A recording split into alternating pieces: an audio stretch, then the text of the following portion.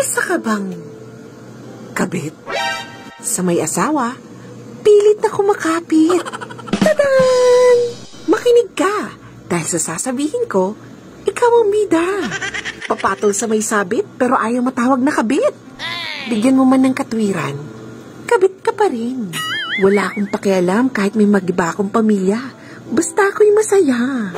Tama yan. Dahil kung ang asawa, regalo ng Diyos, ang kabit, sugo ng demonyo.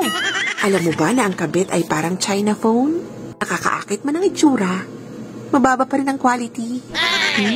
At kadalasan, sila pa matapang. Pero kahit kasing tapang mo man ang bagong panganak na aso, at kahit mas makapal pa sa kalyo ang pagmumukha mo, hindi yan makadaragdag sa iyong level. Dahil ang tawag pa rin sa'yo, desperadang kabit. Kaya iyong pakatandaan, bawat kabit may karmang sinasabi.